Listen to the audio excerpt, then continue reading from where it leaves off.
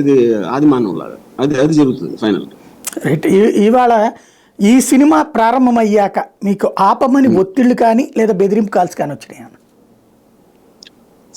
నాకు డైరెక్ట్ గా ఎవరు ఫోన్ చేయలేదండి. కాకపోతే ఇప్పుడు ట్రోల్స్ ఇట్లు అట్లో ఎవరో ఒకరు అలా అన్నారంట, ఇలా చేస్తారంట అని ఏదో అంటే హియర్ సే థింగ్స్ వచ్చి అంటే నన్ను డైరెక్ట్ గా నన్ను థ్రెట్ చేసింది నాకు ఎప్పుడు జరగలేదు, నా లైఫ్ లో ఎప్పుడు జరగలేదు.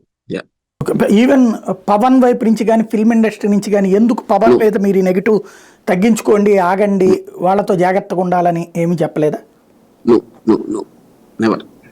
ఓకే, ఫైనల్గా ఒక్కటి చెప్పండి.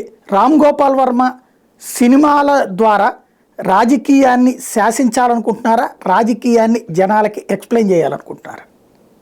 నాకు బేసిక్ గా ప్రజాసేవ చేసే ఉద్దేశం నాకు లేదండి. ఏదో నేను ఒక మంచి పని కోసం నేను ఏది చేయను. కానీ ఫస్ట్ ఆఫ్ ఆల్ నాకు మంచి చెడు అనే డెఫినేషన్ మీద నాకు చాలా డిఫరెంట్ అండర్స్టాండింగ్ ఉంది. నేను ఒక ఫిల్మ్ మేకర్ గా సినిమా అనేది ఒక మీడియం, ఇందాక చెప్పినట్టు నేను దాంట్లో నుంచి కమ్యూనికేట్ చేస్తాను. ఒక్కొక్కసారి ఫిక్షనల్ ఫిల్మ్ చేయొచ్చు, రియలిస్టిక్ ఫిల్మ్ చేయొచ్చు, లేకపోతే ఒక క్యారెక్టర్ నాకు అర్థమైన విధంగా ఆ క్యారెక్టర్ ని పోర్ట్రే చేయడానికి కావచ్చు.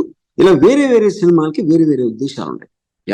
ఇందులో ప్రస్తుతం ఉన్న రాజకీయ దాంట్లో వైఎస్ఆర్ గారు పోయిన తర్వాత ఏర్పడిన పరిస్థితుల్లోంచి ఎవరెవరు ఎలాంటి వ్యూహాలు పన్నారు ఆ వాక్యూమ్ ని ఫిల్ చేయడానికి, అలాంటి దాంట్లోంచి ఏ వ్యక్తులు ఎలాంటి వాళ్ళు వాళ్ళ మధ్యన జరిగిన ఉన్న కాన్ఫ్లిక్ట్ అనేది నాకు ఒక సబ్జెక్ట్ మ్యాటర్ గా చాలా ఇంట్రెస్టింగ్ గా అనిపించి ఈ 2 సినిమాలు తీసాను. థ్యాంక్ యూ వెరీ మచ్ అండి వర్మ గారు. మీ సినిమాల సక్సెస్ ఎలా ఉంటుంది అన్నటువంటిది ప్రజలందరూ ఆసక్తిగా చూస్తున్నారు. అట్లాగే